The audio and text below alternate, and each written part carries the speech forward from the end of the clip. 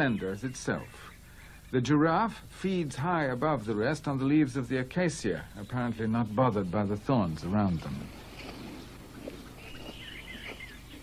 Alongside, the buffalo eats coarse, rank grass, while the Thompson's gazelle looks for a short growth.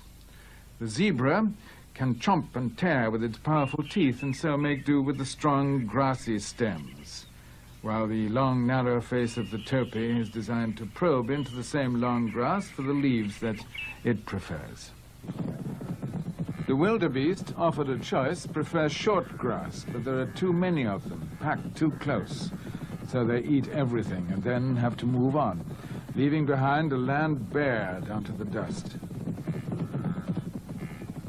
But while they deprive some animals of food by moving into an area, others are deprived when they move out. A lion could hardly ask for more, one would think, than to live right here. And as long as the herds are here, the living is easy. But lions are territorial animals.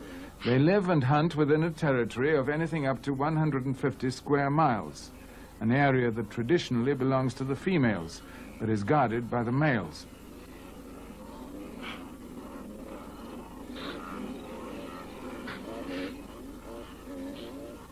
It's a safe place to rear their cubs, but it doesn't always provide enough food.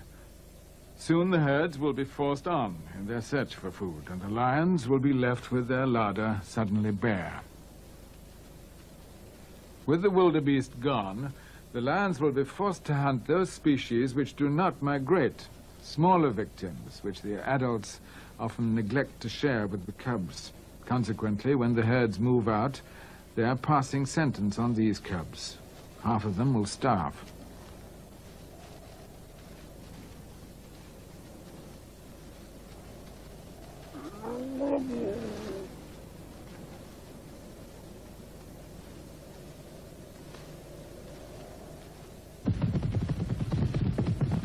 And so, tied to their territory, the lions can only sit and watch as the last of the wildebeest thunder past, away and out of reach.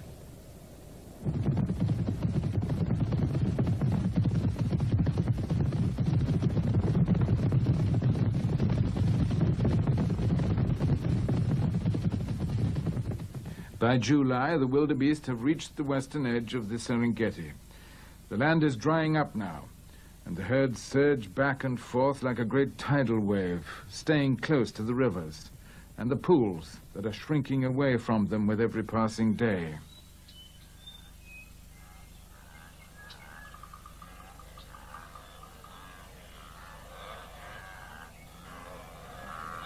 They have to come down to the river to drink every 2 or 3 days, and there are other creatures who watch and wait for them to come.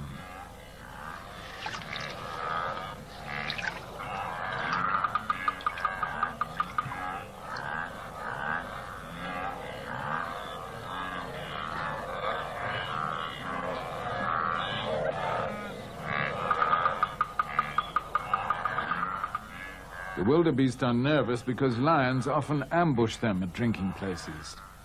But most of them have never seen a crocodile in their lives.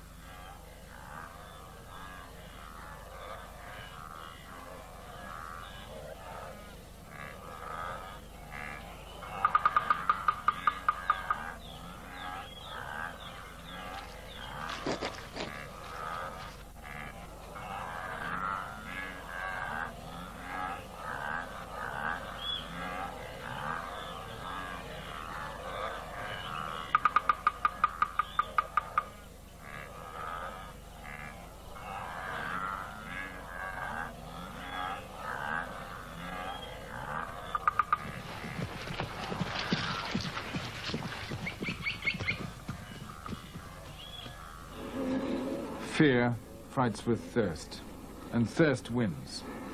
The wary and cautious are overruled by the jostling masses behind.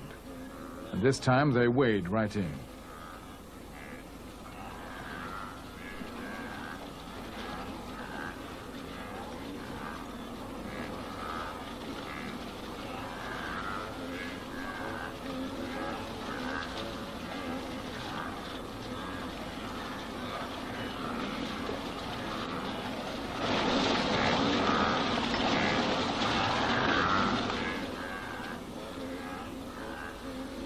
Now the attack will be easy, underwater, and hidden from sight.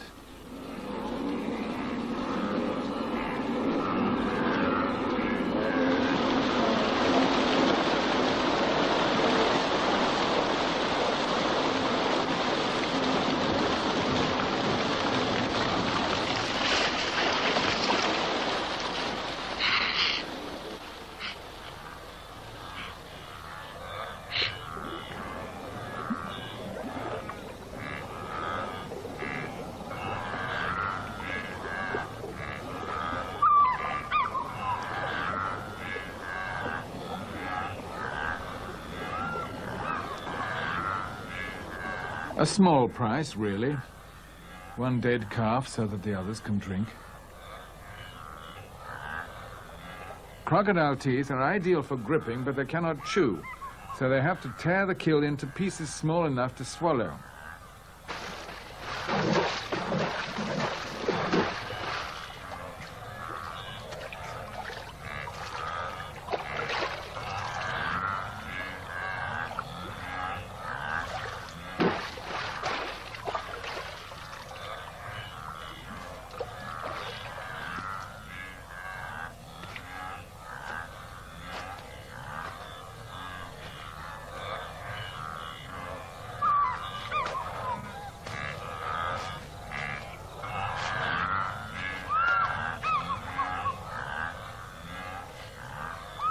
Once they've completed the grisly process of reducing it to manageable size, the calf doesn't last long.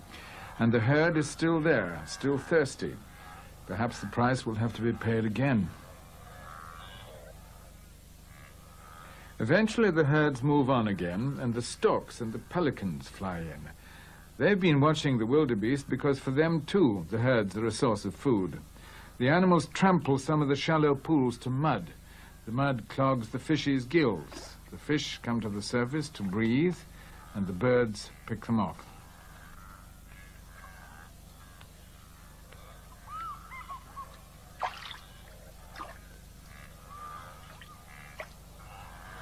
The pickings are plentiful, and not just in small mouthfuls.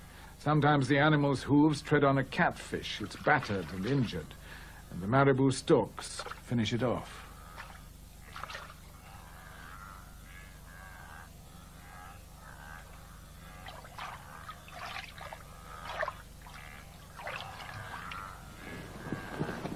So wherever they go, the great herds stamp out their mark on the land, and all the other creatures are drawn into the pattern they create. It's the end of August. The riverbeds have dried out, and the wildebeest travel along them, looking for water deep enough to drink. Ahead of them, there is water, far more than they need.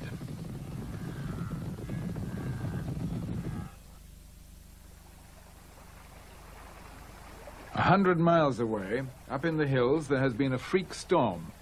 Now the water is rolling down the empty riverbed, down towards the herds, which are coming this way.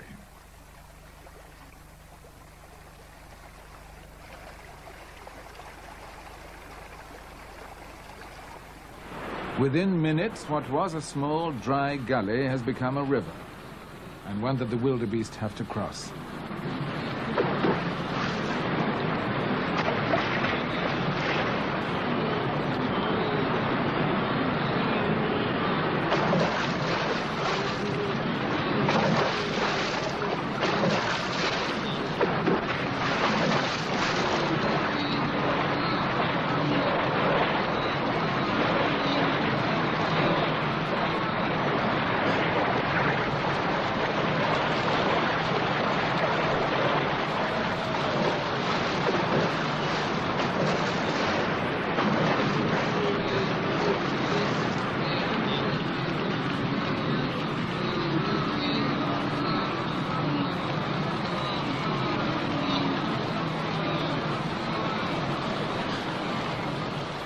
So far, the river is still fairly low.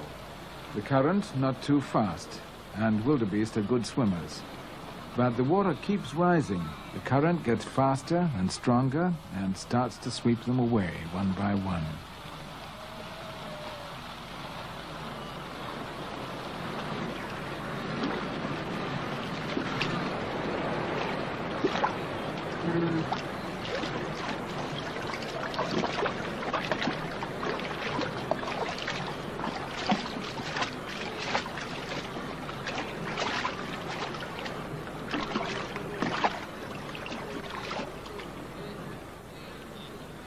Not all of them drown. These have taken refuge on a mud bank, but as more and more squeeze onto it for safety, the mud is churned up beneath them. The healthy ones will swim off again, but the old, the weak, and the very young slide down and do not get up.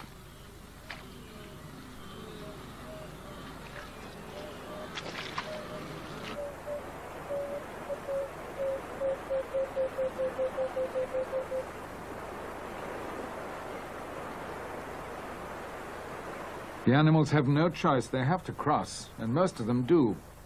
Only a few do not make it.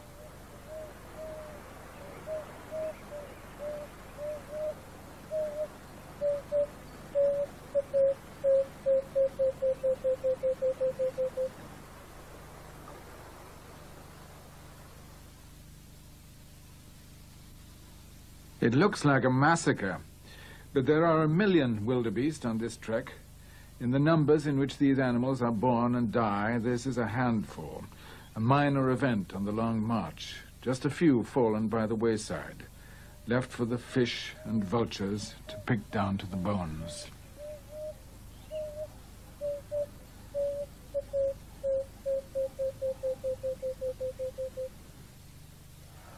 Despite all this, the wildebeest seem to keep their sense of fun.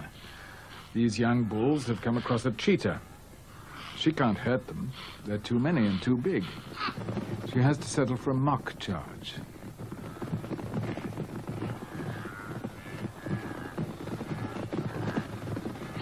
They can't really hurt her either, but they have her right out in the open, away from cover. Too good a chance to miss. So back they come, just for a little gentle teasing.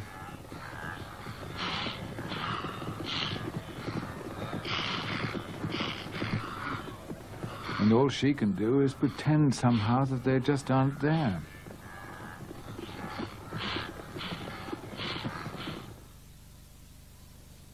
It is September now. Dry grass, yellow and shriveled by the summer sun, but still nutritious until it too is swept away from them, for this is the time the Serengeti goes up in flames.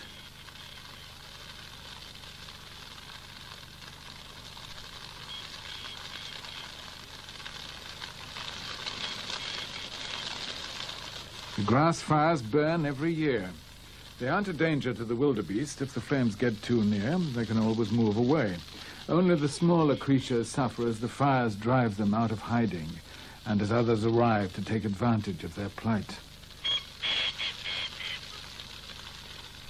The storks fly in from miles around at the sight of smoke, to walk just ahead of the flames, picking off the insects and small reptiles as they try to make their escape.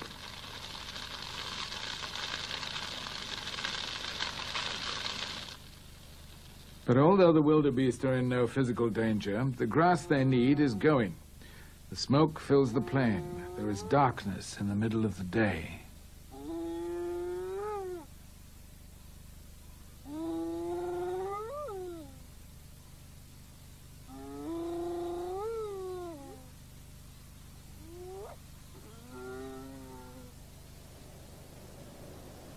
Every year, thousands of square miles burn to ash. The grass will grow again. Within a few days, green shoots will start to sprout. But they will not be enough. For the wildebeest, the plain that was rich in food has become an empty bowl of dust. Because of the hardships of the dry season, the herds were already in poor condition. Now they reach their lowest ebb. They have no choice. Once again, they move on.